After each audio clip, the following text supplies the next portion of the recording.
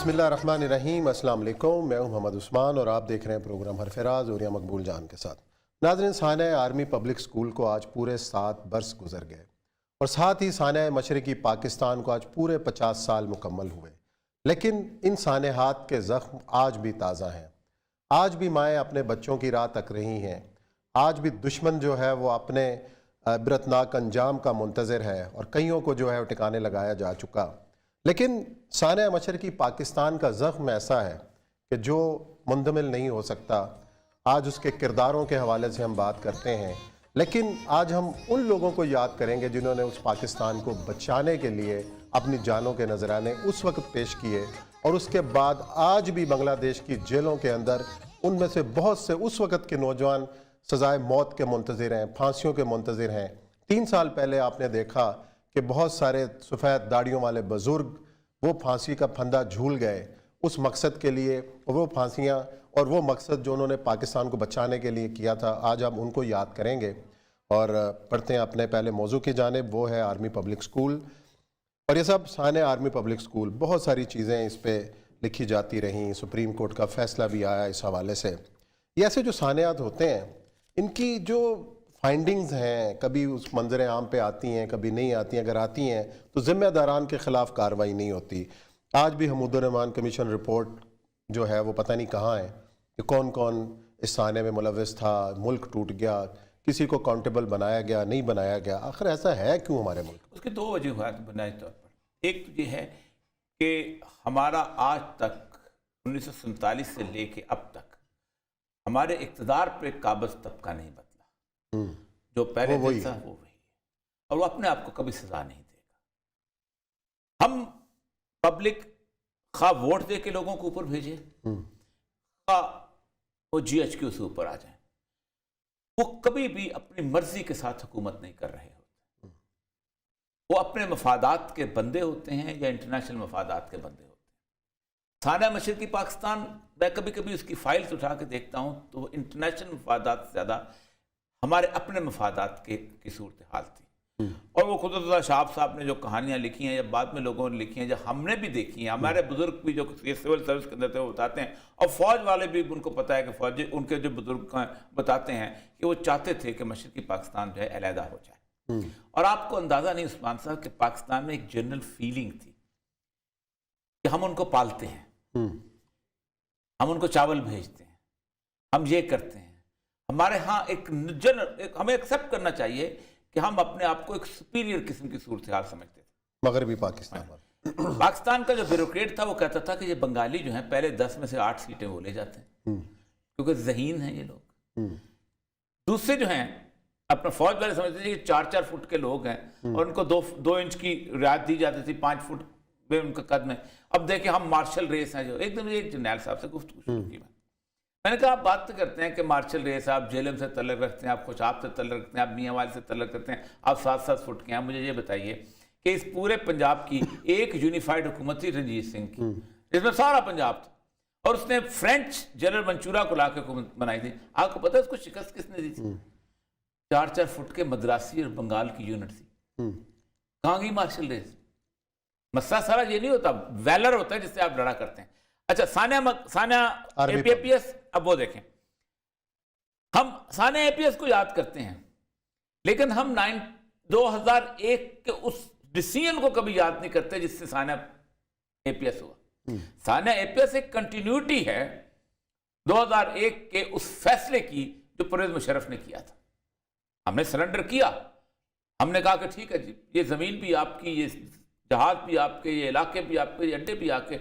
उसके बाद आप देखें सानिया APS तो यहाँ पर आया ना, आज ही के दिन बाजोड़ का वाक़या हुआ। नहीं, वो अलग है, अक्टूबर है, अक्टूबर के करीब बार ओके। लेकिन इस सानिया तक पहुंचते पहुंचते हमने तवील सफर तय किया है। उस तवील सफर में हजारों लोगों ने जाने दी हैं। किस वजह से?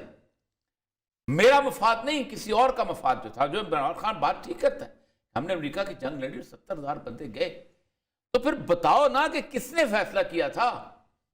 क्यों वो शख्स कटहरे में नहीं आया आज तक? सिर्फ उस वक्त तो कहते थे जंग हमारी जंग है, आज हम कहते हैं हमारी जंग नहीं। आज कोई नहीं कहता, आज कोई नहीं कहता हमारी जंग। मैं वही कह रहा ना, उस वक्त आप तो ये दावा कहते करें कि पाकिस्तान, ये मैं तो शेख रशीद को देखता हूँ ना, क्योंकि वो उस वक्त भी था, आज भी था। हाँ।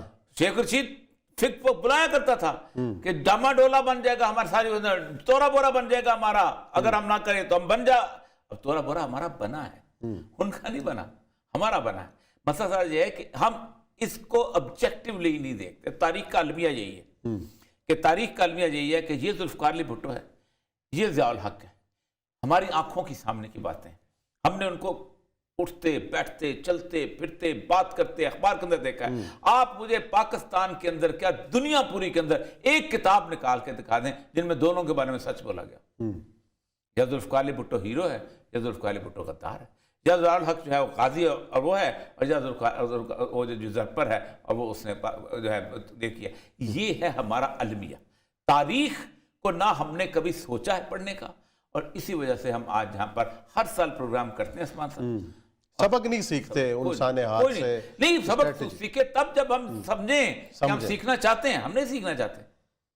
महमूद अरमान कमीशन रिपोर्ट जो है, आपको पता है इंडिया ने शाया की थी सबसे पहले, पाकिस्तान नहीं शाया कर सकता था। तकलीफ तो मेरी थी। ये एपीएस की रिपोर्ट क्यों नहीं आई, क्यों उसको पब्लिक नहीं होने दिया गया? आप पुरानी रिपोर्ट, उसकी रिपोर्ट क्यों नहीं हुई? आज उसकी अपना उसामा बिन लादेन वाली रिपोर्ट क्यों नहीं हुई? ये रिपोर्टें पब्लिक होंगी तो आपको पता होगा। पब्लिक बेचारी ने कुछ नहीं करना। आप अपने आईने में शर्मिंदा तो हो एक मिनट के लिए कि तारीख का अलमिया यही है कि ये जुल्फकार अली भुट्टो है, ये ज़ियाउल हक है, हमारी आंखों की सामने की बातें। हमने उनको उठते बैठते चलते फिरते बात करते अखबार के अंदर देखा है। आप मुझे पाकिस्तान के अंदर क्या दुनिया पूरी के अंदर एक किताब निकाल के दिखा दें जिनमें दोनों के बारे में सच बोला गया। या जुल्फकार अली भुट्टो हीरो है या जुल्फकार अली भुट्टो गद्दार है, या ज़ियाउल हक जो है वो काजी और वो है, और या वो जो ज़फर है और वो उसने जो है देखिए। ये है हमारा अलमिया। तारीख को ना हमने कभी सोचा है पढ़ने का, और इसी वजह से हम आज यहाँ पर हर साल प्रोग्राम करते हैं। उस्मान साहब सबक नहीं सीखते उन साने हाथ से। नहीं, सबक सीखे तब जब हम समझें कि हम सीखना चाहते हैं। हम नहीं सीखना चाहते। महमूद अरमान कमीशन रिपोर्ट जो है, आपको पता है इंडिया ने शाया की थी सबसे पहले, पाकिस्तान नहीं शाया कर सकता था। तकलीफ तो मेरी थी। ये एपीएस की रिपोर्ट क्यों नहीं आई, क्यों उसको पब्लिक नहीं होने दिया गया? आप पुरानी रिपोर्ट, उसकी रिपोर्ट क्यों नहीं हुई? आज उसकी अपना उसामा बिन लादेन वाली रिपोर्ट क्यों नहीं हुई? ये रिपोर्टें पब्लिक होंगी तो आपको पता होगा। पब्लिक बेचारी ने कुछ नहीं करना। आप अपने आईने में शर्मिंदा तो हो एक मिनट के लिए। चलें जी, लेकिन ब्रेक का वक्त है, ब्रेक लेते हैं। ब्रेक के बाद आएंगे और इसी मौजू पर गुफ्तगू का सिलसिला जारी रखेंगे। और इंतहाई दो मोअज़्ज़ज़ मेहमान इस इशू के ऊपर साना मशरकी पाकिस्तान के हवाले से हमारे साथ मौजूद होंगे।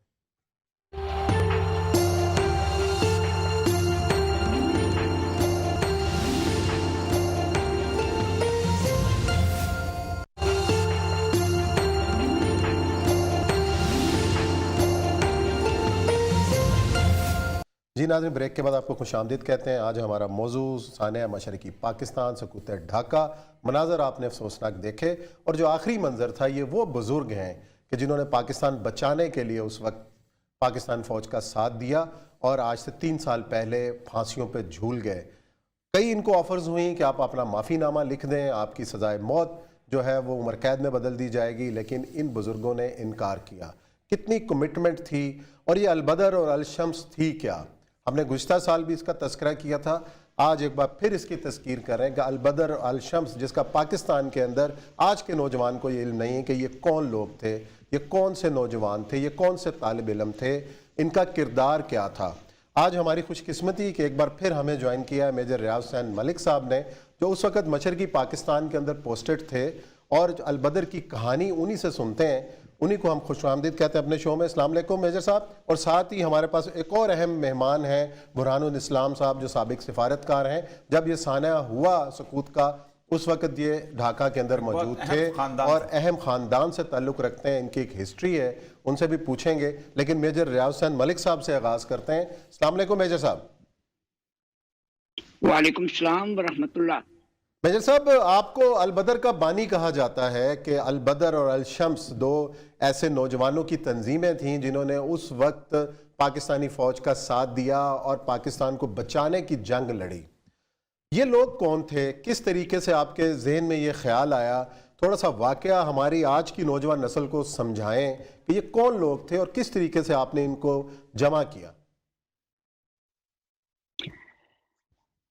मैं सबसे पहले तो आपका शुक्रिया अदा करना चाहता हूँ कि आपने मुझे ये मौका दिया कि मैं आपकी वसातत से बात कर सकूं। ये वो लोग थे, लेकिन कबल इसके कि मैं अल-बदर के बारे में कुछ कहूँ, सबसे पहले मैं उन अजीम और प्यारे बच्चों के बारे में जिन्होंने आज से 7 साल पहले शहादत कबूल की, शहादत उनको नसीब हुई, उनके वालिदैन से अज़हार यकजहती करना चाहूँगा। ठीक। जी बिल्कुल। और फिर अल-बदर के बारे में सिर्फ ये बताना चाहूँगा कि हर साल 16 दिसंबर को हमारे ज़ख्मों से खून रिसना।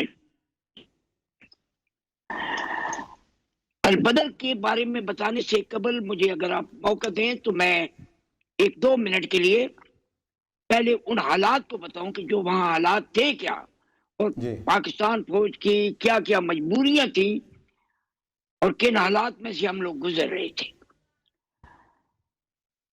उस वक्त के मशरकी पाकिस्तान और मौजूदा बांग्लादेश, इसमें सूरत हाल ये थी कि 3 ग्रुप समझ लें कि आबादी के 3 मेन ग्रुप थे। एक वो लोग जो वादत पाकिस्तान पर यकीन रखते थे, जी। एक वो लोग जो सिर्फ अपनी अपने लिए खुराक मुहैया करने के लिए तग-दो कर रहे थे, जो अपनी गुर्बत पे जरा काबू पाने की कोशिश कर रहे थे।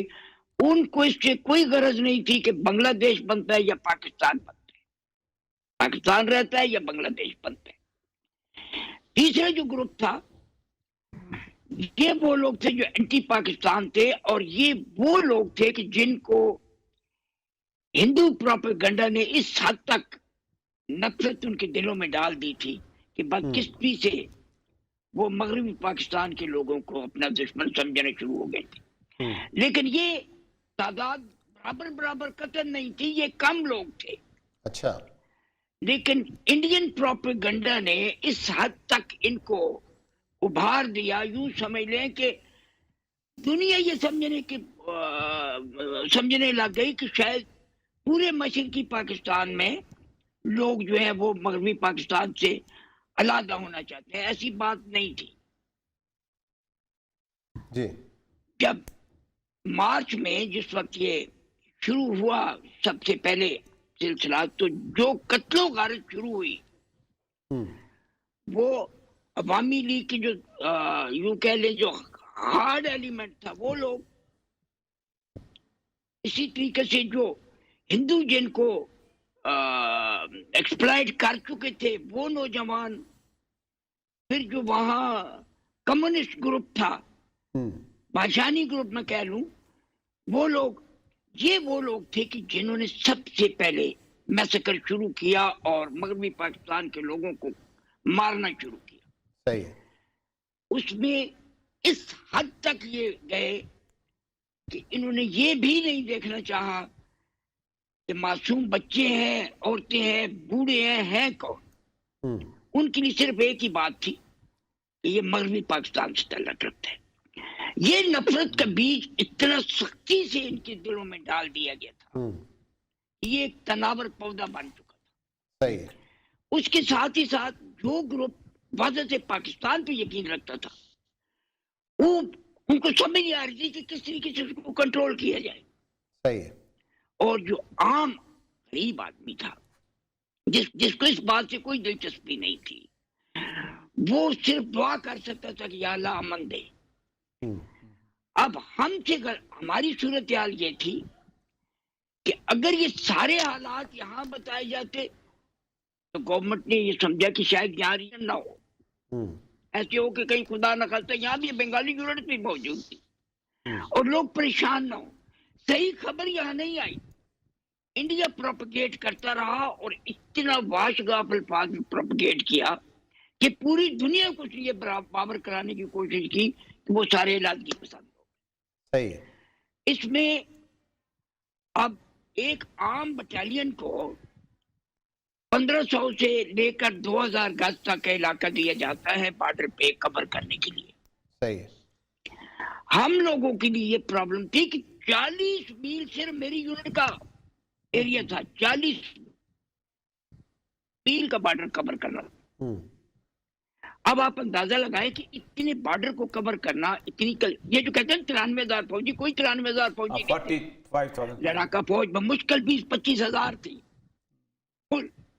ये वो सिविलियंस को भी मिलाकर और जितने बाकी वो स्पोर्टिंग लोग थे उनको भी मिलाकर उन्हें 93,000 कैदी की बात की और प्रोपेगेंडा ये करता रहा कि 93,000 कैदी। अच्छा मलिक साहब, आपने बड़ा इंपॉर्टेंट नुक्ता उठाया कि एक तो ये एक कंफ्यूजन है कि जी 93,000 फौजी, जैसे आपने कहा कि 20-25,000 से ज्यादा नहीं थे, सिविलियन को मिला के भी तादाद इतनी नहीं बनती थी। बुरहानुल इस्लाम साहब ने हमें ज्वाइन किया हुआ है, साबिक सिफारतकार हैं, और जब ये सानिया होता है और वो उस वक्त ढाका में मौजूद थे, उनसे पूछने कि ये जो प्रोपेगेंडा किया गया कि पाकिस्तानी फौज ने ये कत्लो गारत की, जो इल्ज़ाम आयद किए जाते रहे, शर्मिला बोस ने अपनी किताब में इनका हवाला दिया कि ऐसी बात बिल्कुल नहीं थी, और कई आलमी फोरम्स में ये बात है। लेकिन जो प्रोपेगेंडा की बात मेजर साहब कर रहे हैं, डॉक्टर साहब ने कहा, बुरहानुल इस्लाम साहब से मैं पूछूंगा, बुरहानुल इस्लाम साहब से पूछूंगा कि बुरहान साहब आप बताएं कि ये जो प्रोपेगेंडा असल सिचुएशन क्या था। बुरहान साहब ये बताइएगा उस पॉलिटिकल सिचुएशन, क्योंकि ज़ाहिर बात है आपके वालिद जो थे एक नायब सदर थे मुस्लिम लीग के, और आपके कज़न जो थे जमात इस्लामी के यानी प्रोफेसर गुलाम आजम साहब थे, आपको उस पॉलिटिकल सिचुएशन में कैसे उस वक्त खराबी हो रही थी, ये भी जरूर बताइएगा।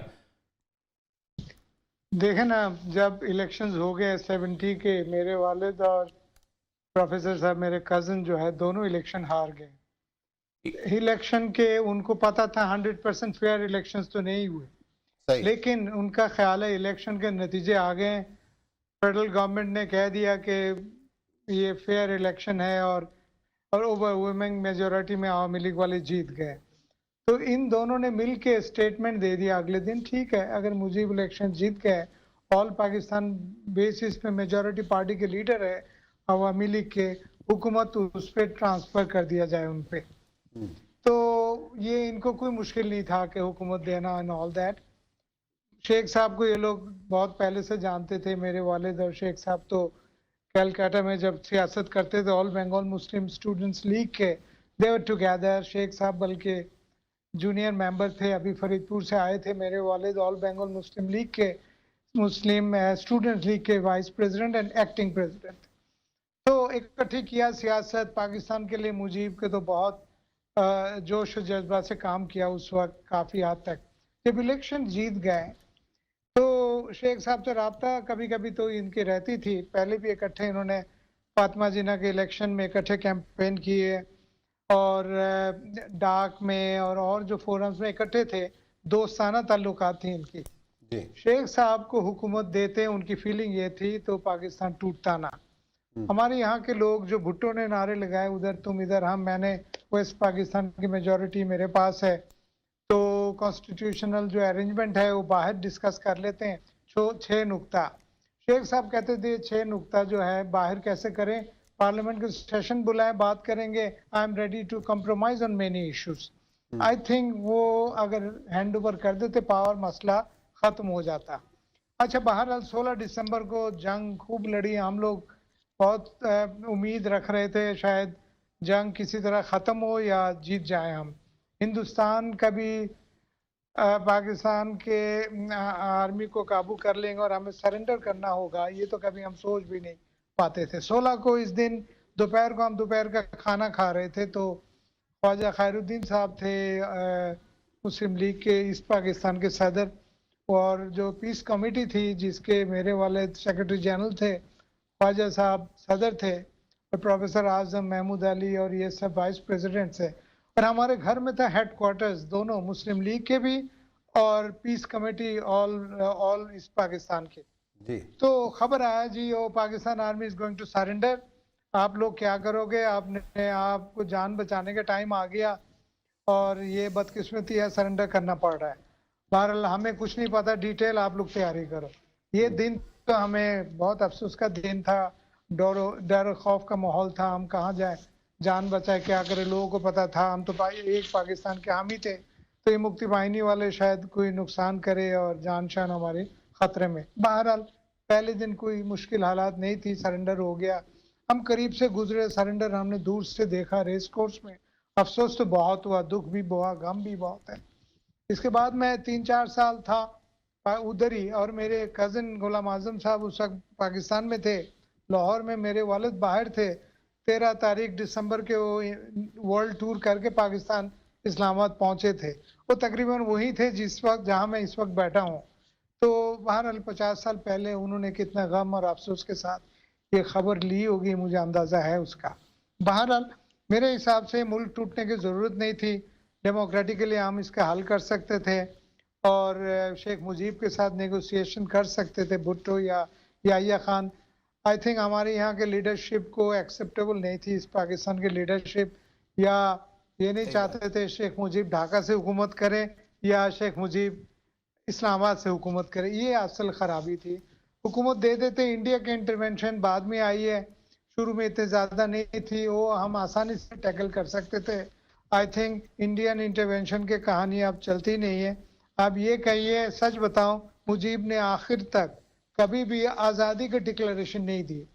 और जब, क्योंकि मुजीब और मेरे वालिद दोस्त थे, तो ये राइटिस्ट पार्टी जितनी थी, इन लोगों ने 23-24 को बताया दिसंबर को, में 23-24 मार्च में, तो भाई शेख साहब का पता तो लगे, नेगोशिएशन कर रहे भुट्टो से और याहिया खान से, क्या हो रहा है, अंदर की बात क्या है और भुट्टो मुजीब खुद क्या चाहते हैं। तो मेरे वालिद की एक्सक्लूसिव मीटिंग थी शेख साहब के धानमंडी के रेजिडेंस पे, ये थी 24 मार्च को। शेख साहब ने क्लियरली कहा, देखो शफीकुल इस्लाम, तुम्हें पता है, मैं तो पाकिस्तान, तुम और मैं, हम दोनों ने इकट्ठे तहरीक के आगे बढ़ चढ़ के हमने काम किया। तुमने, मैंने कलकत्ता से दिल्ली तक गए, गाड़ी, मोटरसाइकिल, पता नहीं ट्रेन में चढ़ के जिन्ना साहब से मिलने, और 46 के कन्वेंशन में लाहौर सेशन में वो लोग पहुंच नहीं सके थे। तो हम लोगों की कितने कमिटमेंट पाकिस्तान के लिए है। लेकिन मुझे लगता है ये भुट्टो हुकूमत देना नहीं चाहता है और ये पाकिस्तान को तोड़ना चाहता है। मेरे वालिद ने कहा, तुम्हारी कमिटमेंट पक्की है, तुम चाहते हो कि पाकिस्तान एक रहे। कहता है, हमेशा की तरह आज भी मैं पाकिस्तान के लिए कमिटेड हूँ। व्हाट आई वांट कि मुझे असेंबली के सेशन बुलाएं और हुकूमत हमें दे दे, और हम फिर वहां जाके 6 नुक्ता पे भी कॉम्प्रोमाइज करने को तैयार है। तो मैं, मेरे वालिद, मेरे भाई, हम लोग सब समझते थे पाकिस्तान टूटने को नहीं था, ये कोई साजिश थी। और जो लोगों ने यहाँ मिलिट्री लीडरशिप और ब्यूरोक्रेसी ने जो ये बात तय कर लिया कि बंगालियों को हुकूमत नहीं चल सकती और यहाँ से मुजीब को हुकूमत नहीं देंगे किसी भी सूरत, और भुट्टो परमानेंटली ऑपोजिशन में रह के क्या करेगा। ये जो जिन लोगों ने भुट्टो को सपोर्ट किया, एक्चुअली उन्होंने ज्यादा रोल प्ले किया पाकिस्तान तोड़ने में, और इंडिया के रोल मैं इतना नहीं देता हूँ जितना इन्होंने किया है। दूसरी बात, सरेंडर की जरूरत थी नहीं, इससे पहले कोई पॉलिटिकल सेटलमेंट हो सकती थी। एक और अंदर की बात आपको बताऊं जो किसी ने नहीं कहा होगा, ये जो खंदकार मुश्ताक साहब थे, थोड़े से प्रो पाकिस्तानी अवामी लीडर थे। मेरे वालिद के वो भी दोस्त थे, 2 साल सीनियर थे स्टूडेंट के तौर पे, लेकिन पाकिस्तानी माइंडेड थे। ये जब इंडिया में थे, गए हुए थे 25 मार्च के मिलिट्री ऑपरेशन के बाद, वहां से पैगाम आया वालिद को, क्योंकि हमारे घर में पीस कमेटी हेड क्वार्टर्स और मेरे वालिद बहुत एक्टिव थे। उनको कहा, यार कोई तरीका करो कि कुछ हमारे MNAs अभी आ जाते हैं वहां से, 4-5 उन्होंने भेज दिए थे जो हमारे साथ मुलाकात भी, मैं खुद भी मिला हूँ। वो कहते यार कोई तरीका ढूंढो, कोई नेगोशिएशन हो, याहिया को मना लो कि पावर हैंड ओवर करने का कोई रास्ता निकाले, तो फिर पाकिस्तान एक रह सकता है। और हमें जो एक पॉलिटिकल एमनिस्टी दी हुई, हम जो कलकत्ता में बैठे हुए, हम सब नहीं तो कम से कम 60% MNAs वापस आने को तैयार है। अच्छा। याहिया ने एक एमनिस्टी दी है, हाँ वो आने को तैयार थे। कहते हुकूमत देने की बात करो, शेख साहब पाकिस्तान में हैं, उनसे भी बात करो। तो वालिद साहब जब मैं फॉरेन टूर पे जा रहे थे अक्टूबर में, इस्लामाबाद आए तो याहिया से मुलाकात हुई। याहिया को कहा उन्होंने, याहिया साहब आप कोई तरीका करें, जो एमनिस्टी आपने दी हुई उनको कबूल करें और उनको बुला के नेगोशिएशन करें, और शेख मुजीब से आप यहाँ बातचीत करें और कोई तरीका निकालें। और कुछ नहीं, 6 पॉइंट्स के लूज कोई अरेंजमेंट हो तो एक कॉन्फेडरेशन भी बन जाते, पाकिस्तान बच जाता, हमारे लोगों को, फौज को सरेंडर करने की कोई जरूरत नहीं है। लेकिन बदकिस्मती से याहिया खान तो मस्त था, सुनने को तैयार नहीं था, पाकिस्तान को जाने दिया। भुट्टो को क्योंकि प्राइम मिनिस्टर बनाना था इन लोगों ने, मेरे वालिद का ख्याल था इस वजह से पाकिस्तान बाजी बदकिस्मती है। ब्रेक ले रहे हैं बुरहान साहब, ब्रेक के बाद आते हैं फिर मेजर रियाज हुसैन मलिक साहब से भी गुफ्तगू वहीं से शुरू करेंगे जहाँ से हमने सिलसिला ख़त्म किया था कि अलबदर की वो तारीख बता रहे थे कि कौन नौजवान थे और किस तरीके से उन्होंने अलबदर कायम की। बात करते हैं ब्रेक के बाद।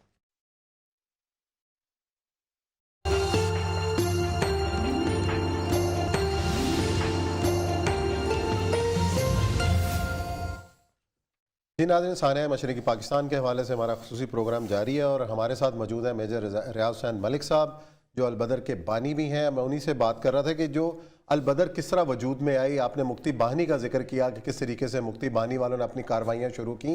ये जो नौजवान बच्चे थे किस तंजीम से ताल्लुक़ रखते थे, क्या इनका कदोखाल थे, किस तरीके से आपसे इनकी मुलाकात होती है और आपके जहन के अंदर अलबदर बनाने का ख्याल आता है?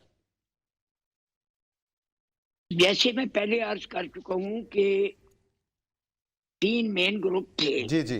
और उनमें जैसे मैंने कहा कि जो वहादत पाकिस्तान से चाहते थे जो ग्रुप, उसमें मेनली ये जो लोग थे वो दीन से ताल्लुक ज्यादा था उनका मेनली। फिर उसमें जो कट्टर मुस्लिम लीगर थे जो पाकिस्तान की वहादत जरूर चाहते थे। ये जो बच्चे थे ये मेनली इस्लामी छत्रों छंगों के लड़के थे जो यूं कह ले कि जिनको हम यहाँ इस्लामी जमीयतुल तलबा कहते हैं। इस्लामी जमीयत तलबा के अलबदर के मेन इस्लामी जमीयतुल तलबा जी के नौजवान थे। मैंने वहां तो मैं पहले वहां 69 में भी रह चुका था, तो मैंने ये महसूस किया था कि हमारा ईस्ट पाकिस्तान के साथ जो सबसे मजबूत कड़ी है वो सिर्फ इस्लाम है। और खुशकिस्मती ये थी कि बंगाल में ईस्ट पाकिस्तान में मजहब के रुझान बहुत ज्यादा था। लोग ज्यादा मजहबी थे, जज्बाती जरूर थे अपनी जगह पर, लेकिन ज्यादा मजहबी लोग थे। और वही मैंने फिर देखा भी अल्टीमेटली कि जो सबसे पहले लोग आगे आए फौज की मदद करने के लिए, वो ये लोग वही थे कि जो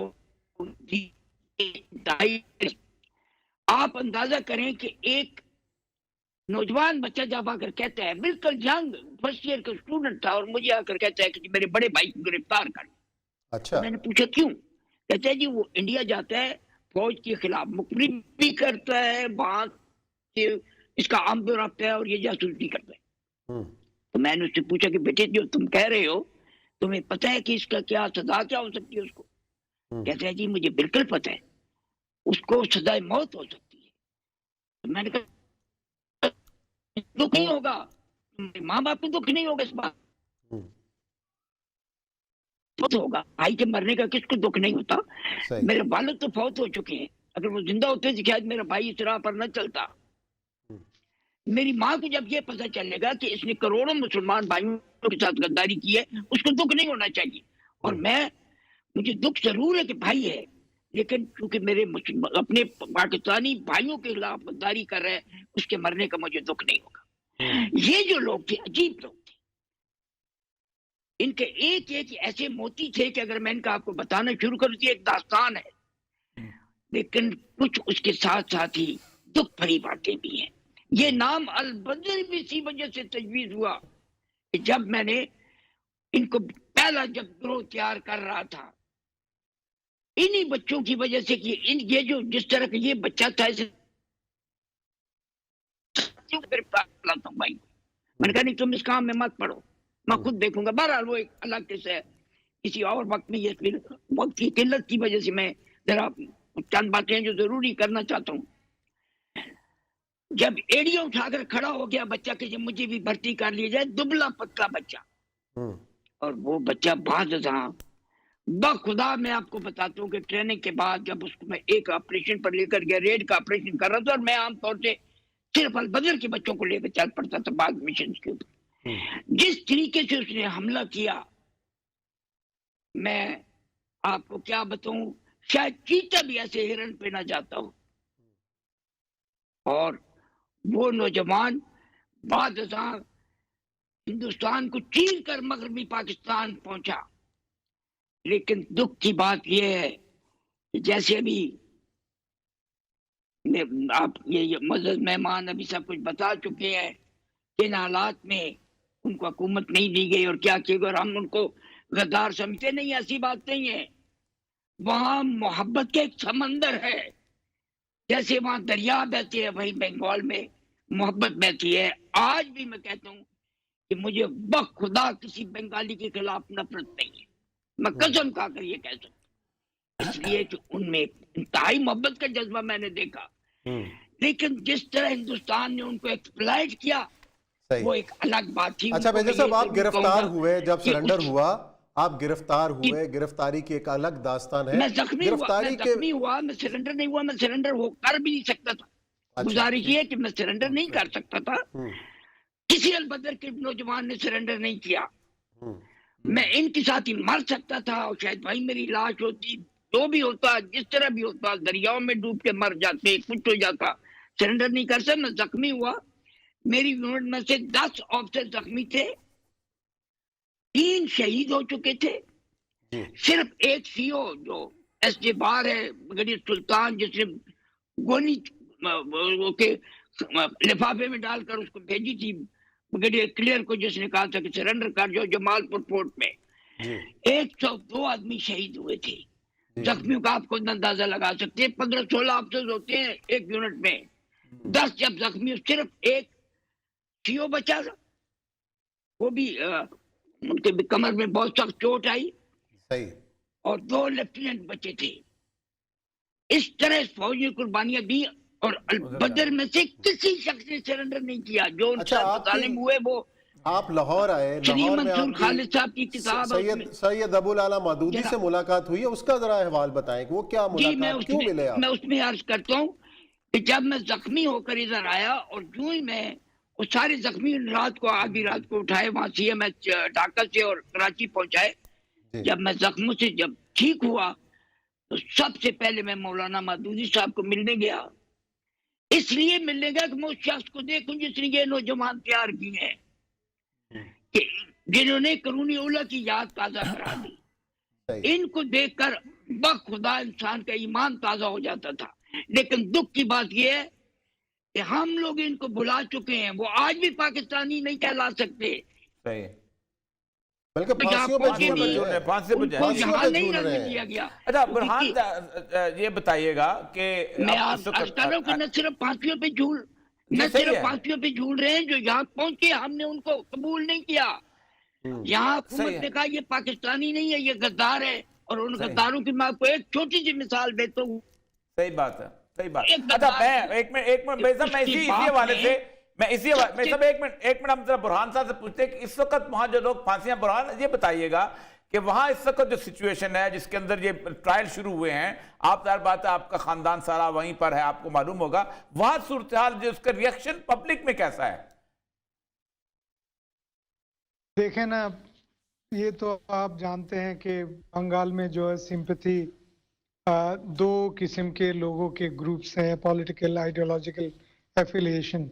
एक है अवामी लीग जो little oriented towards India and friendship with India, cooperation, इस तरह चीजें चाहते हैं। एक BNP है, बांग्लादेश नेशनलिस्ट पार्टी, जो जनरल जिया रहमान की पार्टी और उसकी बेगम की पार्टी, वो लोग तो वहाँ आइडेंटिफाइड है एज प्रो पाकिस्तानी, ठीक है ना। तो उनकी पॉलिसी पाकिस्तान से फ्रेंडशिप है और उनके सपोर्टर्स एज मैनी, हम आपको पता ना, 3 हुकूमत इनकी थी, आवामी लीग से पहले एक ऑल्टरनेट तौर पे हुकूमत में आते थे।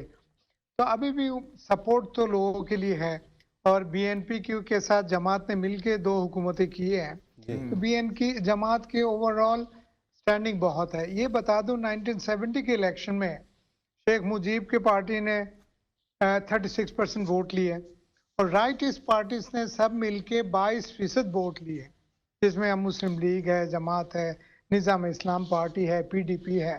तो वोट की तादाद तो मुनासिब थी हमेशा। आवामी लीग के कुछ रिगिंग शिगिंग मिला के पॉपुलर एक सपोर्ट भी थी, तो जीते हैं। तो आप ये ना समझे पाकिस्तान के सिंपैथाइजर्स वहाँ नहीं है। 70 के जब मिलिट्री ऑपरेशन आपने किया है, उस वक्त भी large majority of population neutral थे, ठीक है। ये तो जब ज्यादा थोड़ा सा ऑपरेशन में सख्ती लाए, कुछ लोग मरे, ऑब्वियसली ऑपरेशन जब आप करते हैं फोकस तो हिंदू पे किया, लेकिन आवामी लीगर्स को बहुत पकड़े मारे। इससे जरा लोग घबराए कि यार ये पाकिस्तान तो एक रखना मुश्किल है इस हालात में। वो लोग उसमें से 10-20% इंडिया भी चले गए, लेकिन सच बताऊं अभी तक 50% लोगों की सिंपैथी पाकिस्तान के साथ है, इफ इट इज नॉट 52। और ये लोग किसी भी हालात में पाकिस्तान के स्पोर्ट्स कहें, पाकिस्तान में अच्छाई कहें, इमरान खान की हुकूमत कहें, जो बातें अच्छी होती हैं उसमें खुशियां मनाते हैं। ठीक है, गम है, गम मनाते हैं। तो आपकी sympathy, pockets of support Bangladesh में हमेशा है। तो आपके सवाल के जवाब ये है कि जो जमात के लोगों के साथ कर रहे हैं उसमें जनरल फीलिंग ये जो राइटिस्ट लोगों की है कि ये मतलब गलत काम कर रहे हैं, इनके खिलाफ सॉलिड एविडेंसेस नहीं है, 50 साल बाद पता नहीं किसको क्या कहा, उसके बेसिस पे फांसी पे चढ़ा देना, कोई बात बनती नहीं है। एक बात, दूसरी इंपॉर्टेंट बात है, हमारे ये जो लोग थे ये बेसिकली राइटिस्ट लोग, ये अलबदर, शम्स, मुस्लिम लीग जमात के लोग बेसिकली फैसिलिटेट करना चाह रहे थे communication between the military and the common people. Common people को ये समझा रहे थे, सिविलियंस उनको ये बता रहे थे भाई ये लॉ एंड ऑर्डर के लिए काम तो कर रहे हैं, थोड़ा बहुत इधर उधर गलती हो रहे हैं, कुछ किलिंग्स हो गई, बट इनका मकसद ये नहीं है कि बांग्लादेशियों को बड़ी तादाद में इनको मारे या कत्ल करे। और दूसरी तरफ ये था, इनको फौज को बताना ये था भाई आप आइडेंटिफाई नहीं कर पा रहे हो, हर आदमी यहाँ कोई इंडिया के एजेंट नहीं है, हर आदमी यहाँ हिंदू नहीं है, तो आप ये मैसिव ऑपरेशन का आपका मकसद क्या है? जी तो बड़ी जी, बहुत लड़ाई बहुत शुरू शुक्रिया, बहुत शुक्रिया दोनों मोअज़्ज़ज़ मेहमान। बड़ी ज़बरदस्त गुफ्तगू, और ऐसी गुफ्तगू शायद टीवी पे पहली बार सुनी गई है। और बुरहान साहब ने बड़ी तफसील से बताया, मेजर रियाज हसन मलिक साहब ने अलबदर अलशम्स की कहानी आप नई नस्ल को बताई। लेकिन प्रोग्राम का वक्त यहाँ ख़त्म होता है। इंशाअल्लाह पीर को कुछ नए मौज़ूआत के साथ हाजिर होंगे। अपना ख्याल रखिएगा। अल्लाह हाफ़िज़।